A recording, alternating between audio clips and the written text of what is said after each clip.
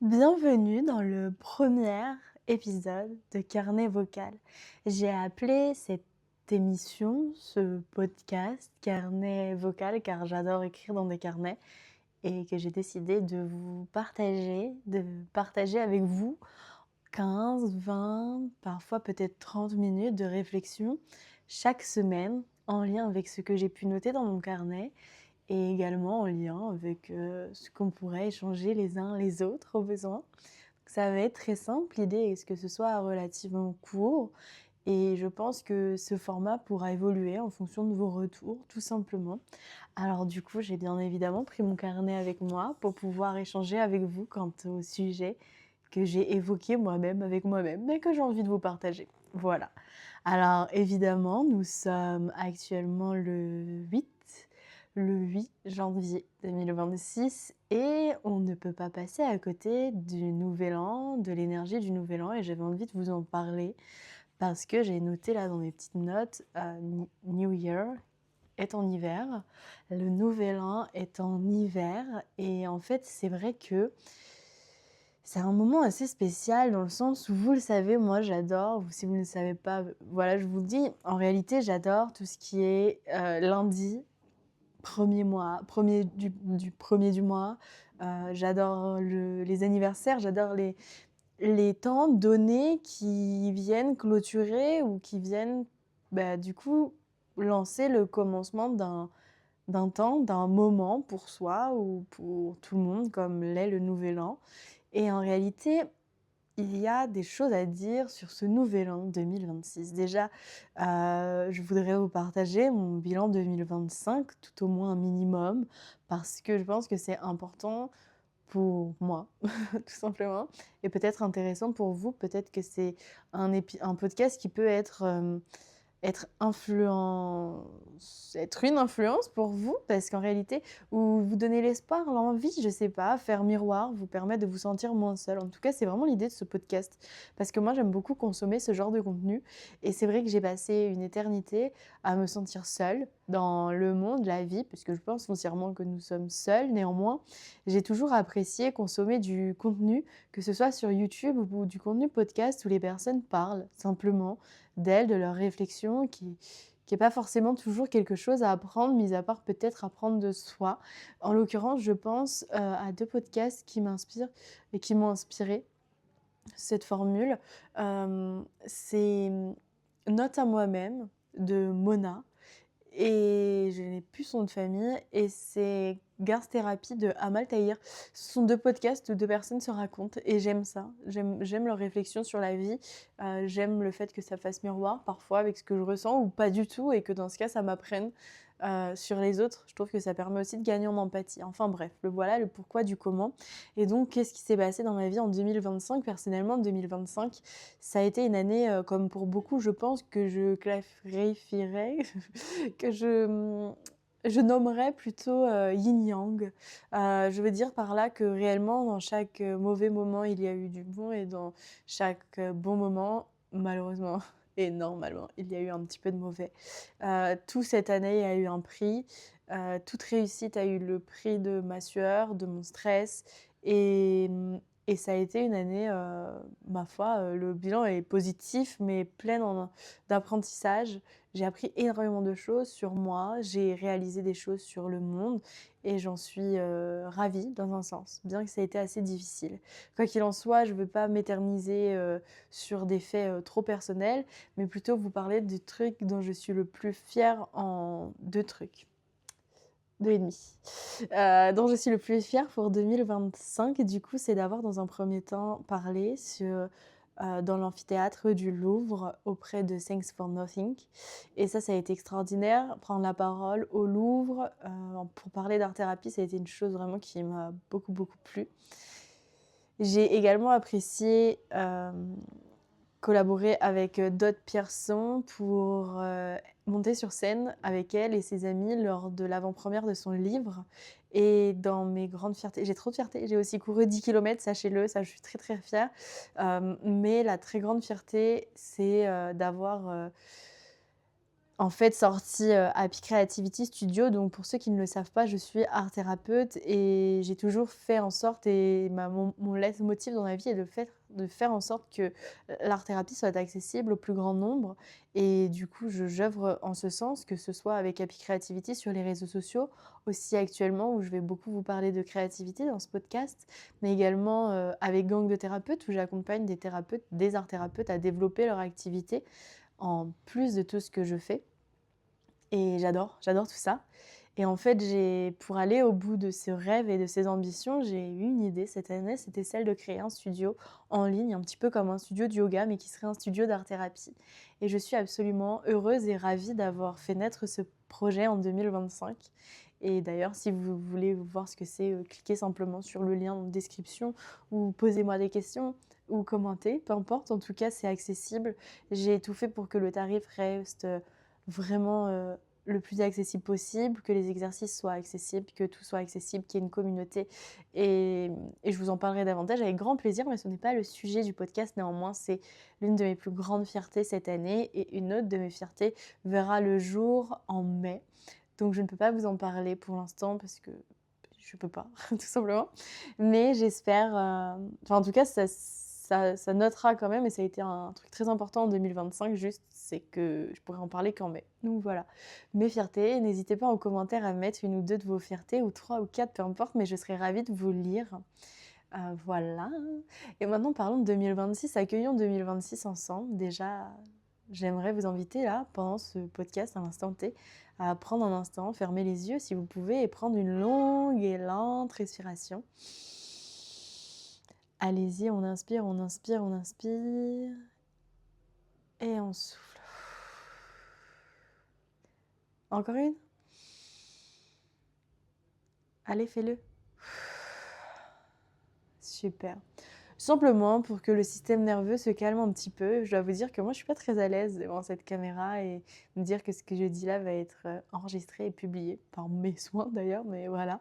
Donc, je vous faisais cette respiration pour vous, mais également pour moi. Maintenant, bienvenue en 2026. Respirons l'air de 2026. Enfin 2026. Faut dire que 2025, pour beaucoup d'entre nous, quoi qu'il en soit, a été longue. Et je suis vraiment ravie d'arriver en 2026. Et l'ère de 2026, c'est l'ère du Nouvel An et c'est le sujet que je voulais aborder avec vous. En fait, le truc, c'est que le Nouvel An, c'est vraiment le nouveau départ et je trouve que c'est extraordinaire car j'aime les nouveaux départs. Néanmoins, je trouve ça très angoissant. Et du coup, j'ai souvent trouvé que les 15 premiers jours de janvier étaient relativement angoissants, heu et motivants à la fois. Donc je pense qu'il faut trouver son juste milieu, qu'il faut essayer de s'inspirer et prendre de l'énergie là où on peut et en même temps d'être en action. Mais c'est vrai que c'est là le cœur du sujet. En réalité, le nouvel an et tout ce qui va avec en termes d'élan, d'envie, et cetera, c'est génial, mais nous sommes en plein hiver. Vous voyez là, moi je déteste l'hiver. Enfin, c'est pas que je déteste, mais je déteste avoir froid. Du coup, gros pull, sous-pull, l'hiver, regardez, voilà, je fais pas très attention à je fais moins attention, j'ai moins envie quand j'ai froid. Voilà, tout simplement. Et en réalité, ça peut paraître anodin, mais c'est assez logique et c'est que tout à fait normal parce que, en tout cas en tant que Français, j'imagine que vous êtes Français si vous m'écoutez ou occidentaux tout au moins. En tout cas, nous Français, on est habitués à un climat avec 4 saisons et ces 4 saisons sont très importantes pour nous, pour notre cycle, ce depuis la nuit des temps. C'est dans nos gènes et en l'occurrence, le 1er janvier, ça a beau être extrêmement motivant, ce n'est pas physiquement le moment de se mettre en mouvement, ce n'est pas le moment de c'est bien si on en a envie, mais voilà, c'est pas le moment de se mettre à si vous avez pas l'habitude de faire du sport, ne vous dites pas: «Je vais faire, 4 séances de sport, en janvier», c'est pas le meilleur moment. Le meilleur moment, c'est le printemps parce que comme des fleurs, en fait, on va renaître au printemps. Mais là, comme des fleurs, on est en hiver et en fait, en hiver, on essaie de rester en vie déjà pour commencer autant, mais également on se prépare à naître et là, moi, je suis un peu dans ce mood et c'est ça que je voulais partager avec vous. Le 1er janvier marque un élan effectivement et si vous m'écoutez, vous faites très certainement partie de ces gens-là, marque un élan, un moment dans la vie où en fait on va se poser des questions, faire le bilan, où est-ce que j'étais l'année dernière, où est-ce que je vais être l'année prochaine, et cetera et que c'est une extrêmement bonne chose et d'ailleurs dans mon studio, maintenant que j'y pense, il y a un programme qui accompagne pour clôturer et bien commencer l'année donc si vous voulez, le lien est dans la bio et en fait, le tout, c'est pas forcément de se mettre à fond en mouvement maintenant, c'est d'abord de se poser les bonnes questions, de savoir où est-ce qu'on veut aller et de préparer tout cela parce que en réalité, c'est plutôt au printemps où on va réussir. Je pense au sport parce que c'est le plus évident et le plus facile. Je décide de me mettre au sport en 2026, très bien. Peut-être pas faire 4 séances de sport par semaine à partir de maintenant, mais plutôt y aller en douceur avec soi et ça, c'est vraiment un fil rouge chez Happy Creativity, c'est le fait d'être en douceur, en adéquation avec les saisons, avec soi-même et avec, son corps. Donc on va y aller en douceur et puis au printemps, on va pouvoir commencer à vraiment se motiver et à vraiment être dans l'action parce qu'enfin, on sera vraiment physiquement comme des fleurs, bien nées, bien là. Mais là, pour l'instant, il y a du bruit dehors, j'espère que vous entendez pas trop. Pour l'instant, voilà, mon rappel du jour, c'est que c'est merveilleux et c'est très important de se poser les bonnes questions si c'est juste pour vous. Néanmoins, ce n'est pas le meilleur moment pour se mettre en mouvement, être full dans l'action. Donc allez-y mollo, prenez soin de vous. Profitez encore des belles soirées d'hiver où on va peindre, où on va faire du coloriage, on va boire une tisane en regardant un film. Profitez du Netflix and chill. Profitez d'une vie douce, celle qu'on a en hiver à l'intérieur de soi. L'hiver sert à prendre soin de soi, prendre soin de son intérieur, profiter du loyer que l'on paye toute l'année. Voilà, tout simplement, profitez de chez vous. Soyez cocooning, il fait froid et c'est dur, et c'est dur. D'accord? Donc on prend soin de soi. Ensuite, j'avais noté une deuxième chose, donc ça, c'est vraiment mes réflexions du carnet. J'avais aussi noté dans mon carnet une réflexion que je me fais sur l'énergie actuelle. Alors là, si vous entendez, là, je suis actuellement au Maroc et il fait froid. Et il y a l'appel à la prière là, donc j'espère que vous m'entendez bien. Et puis, sinon, vous entendez un tout petit peu en fond, je pense pas que ce soit très dérangeant. Et du coup, le thème de l'année, en réalité, j'ai écrit un petit peu ce que je ressentais dans mon carnet. Et dans mon carnet, j'ai l'impression que, alors c'est peut-être très personnel, mais peut-être que ça va vous parler aussi. Je suis et j'ai l'impression que nous sommes quand même, pour en avoir parlé avec des collègues à moi, des amis à moi aussi, dans une année, j'ai l'impression où on est dans une espèce d'autorisation à être soi, une invitation à être soi, comme si depuis toute la vie qu'on a vécue précédemment jusqu'à aujourd'hui, 2026, tout ce qu'on avait vécu était là pour nous apprendre plus encore ce que l'on est, ce que l'on veut et que 2026, il y avait comme un maintenant c'est plus possible de faire semblant, c'est plus possible de se voiler la face. J'entends par là si vous avez des ambitions et ben peut-être que c'est maintenant ça devient comme pour moi par exemple impossible de s'en défaire. C'est-à-dire que ça brûle en moi. J'ai tellement d'idées, j'ai tellement d'envies, j'ai tellement de projets pour cette année, pour les années suivantes. Je ne peux pas faire semblant, je ne peux pas passer à côté. C'est vital et en fait, j'ai l'impression que ça s'est intensifié.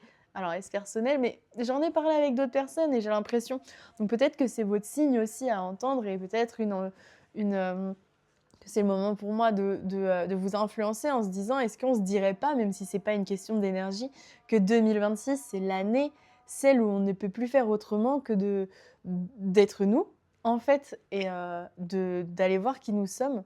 Donc moi, alors là, je vous recommande vivement une thérapie si c'est pas chose déjà faite, mais essayez de voir. Est-ce que vous savez qui vous êtes? Est-ce que vous savez où vous voulez aller? Si vous savez pas exactement, je pense que 2026 pour vous est une invitation à y aller, à foncer. Et à l'inverse, si vous savez déjà, alors c'est le moment d'y aller. De mon côté, je sais que il y a quelques trucs sur lesquels je veux vraiment travailler sur mon dev perso personnel, non pas pour être la meilleure version de moi-même, mais pour éviter de m'abîmer sur certaines choses parce que c'est pas travaillé, parce que X ou Y. Donc j'ai décidé d'entamer une nouvelle thérapie avec d'ailleurs une double en vrai, mais avec deux personnes en qui j'ai énormément confiance pour m'accompagner par rapport à ces diverses choses. Mais voilà, parce que je ne veux plus continuer ma vie comme je l'ai continuée avec tu sais, on a tous des trucs qui tournent en boucle dans notre tête et ben ces trucs-là, en big 2026, il est hors de question qu'ils continuent de me prendre la tête. Parce que j'ai utilisé toutes les années précédentes pour vivre, pour survivre, pour avoir des aventures et cetera. Mais il y a toujours cette petite pensée dans ma tête et celle-ci, elle me fait vraiment chier et elle va dégager. En l'occurrence, il y a aussi par exemple ce podcast où là je suis en mode cette année, c'est l'année où je fais mon podcast parce que ça fait 2 ans que j'y pense et qu'il y a toujours un truc qui fait que je le fais pas et bah, c'est maintenant. Et ça peut être pareil, je sais que bah, alors forcément moi je suis touchée par la créativité, mais il y a beaucoup de gens qui disent: «Maintenant, genre depuis que quand j'étais petite, j'étais une personne extrêmement créative. En 2026, il est temps de reprendre sa place et aussi la place de l'enfant intérieur. En 2026, le monde est trop dur, la vie est trop dure pour se faire chier à essayer de s'adapter, à être quelqu'un d'autre que ce que l'on est, et cetera, et cetera». Donc je pense sincèrement que c'est une invitation et presque une injonction à: qui es-tu? Que fais-tu? Où vas-tu? Comment tu te sens maintenant? C'est un peu ça le on voit bien, chaque année, début de l'année, où on se dit: «Mais c'est quoi ce monde?» Et ben là, on est dedans et genre, dans ce monde-là, le monde a besoin de vous, de moi, de nous, en étant nous-mêmes, chacun à sa place et ça, c'est chouette. C'est vraiment chouette et ça, c'est vraiment le truc que je voulais vous dire. Donc warning, l'hiver, c'est pas forcément le moment d'être le plus en mouvement, donc attention, préservez-vous. Néanmoins, 2026, et c'est certainement je vous le dis, c'est votre signe, d'accord? Je vous l'impose, c'est votre signe. 2026, c'est le moment, la vie est trop courte, la vie est trop dure pour ne pas être soi-même à 100. Par exemple, même avec ce podcast ou avec, moi, vous le savez, j'ai Happy Creativity, gang de thérapeutes. J'aurai peut-être d'autres projets. C'est des choses qui peuvent parfois être en on se dit: «Mais ça n'a pas de sens». Enfin, moi, je me dis ça parfois. Tu peux être thérapeute et en même temps être artiste et en même temps être, entrepreneur et en même temps il y a pas de limite, en fait, à être. Tu peux être un artiste et en même temps un entrepreneur. Tu peux, aimer voyager et en même temps autre chose et cetera et cetera. Tu peux, être, féminine à souhait et adorer, faire, des trucs de casse-cou, je sais pas, des aventures dans la jungle et on s'en fout si en fait dans ton sac à dos, tu as envie de mettre ton petit parfum et ton rouge à lèvres, même si on est dans la jungle et que je s'en fous, fais-le. Enfin, voilà, c'est des exemples que on s'en fout d'avoir des incohérences, on s'en fout aussi, on s'en fout de recommencer. Des fois, je vois, je me suis mis au surf à 23 ans, mais bien sûr, vas-y. Ou à 40 ans, je me suis mis à la peinture et regarde le résultat. Et à 50 et à 60 et à 100 ans, si vous voulez, on s'en fout. On s'en fout. Il n'y a pas de bon moment pour commencer. Le tout, c'est de commencer, peu importe le temps, peu importe l'âge. Si vous avez toujours rêvé d'écrire de la poésie, lancez-vous. On rêve encore, peu importe l'âge, peu importe la vie, peu importe le passé. On rêve, on passe à l'action, on y va. Et en fait, c'est vraiment ça le message que je voulais dire par rapport à 2026. Genre, let's go! La vie est trop... La vie, c'est la vôtre. Vous êtes le créateur de votre réalité. Vous êtes la seule personne la plus importante. Votre énergie est plus importante que tout, peu importe les gens qui vous entourent. Si vous n'avez pas d'énergie, si vous n'êtes pas épanoui, vous ne pourrez jamais être meilleur dans votre travail, la meilleure dans votre vie perso, le meilleur ailleurs, peu importe. Bon, je pense que vous avez compris ce que je voulais dire. J'arrête de m'emballer. Et voilà, pour moi, 2026, c'est une invitation et une autorisation, mais peut-être même une injonction, même si le terme est un peu too much. On s'entend, vous comprenez ce que je veux dire, à être soi. Et voilà, c'était mon message du jour. J'espère que ça vous plaît. On va se dire à la semaine prochaine, mais avant d'être la semaine prochaine, attendez, je bois. Mm. J'aime bien l'idée de faire un podcast sans montage, un podcast naturel. D'ailleurs, vous pouvez le retrouver sur YouTube et sur toutes les plateformes d'écoute. Mettez un commentaire, s'il vous plaît, ça aide vraiment, vraiment beaucoup. Un like, n'hésitez pas à partager, mais en s'abonnant, en mettant like et un commentaire, c'est déjà extra et c'est trop bien et ça prend 2 minutes et ça change tout pour moi. Et en plus, je saurai que ça vous plaît et ça sera cool. Mais il y avait un autre truc, j'aimerais bien, comme on va se voir du coup toutes les semaines, enfin, je vais vous parler toutes les semaines et j'espère avoir de vos nouvelles par message ou par commentaire. En fait, je voulais que chaque semaine, je vous parle d'un truc créatif ou bien d'un livre ou d'un film que j'aurais vu, lu, etc. Et en fait, j'ai regardé cette semaine sur Netflix un film que j'ai adoré et que je vous recommande vivement à regarder en coloriant peut-être, si vous voulez, mais absolument sans téléphone, par pitié. Ça s'appelle Ballad of Small Player. Ballad of Small Player. C'est l'histoire d'un mec qui joue à des jeux d'argent et c'est très profond, presque philosophique. Je peux pas trop vous en dire, mais c'est bien plus profond et philosophique, ouais, que ça peut en avoir l'air.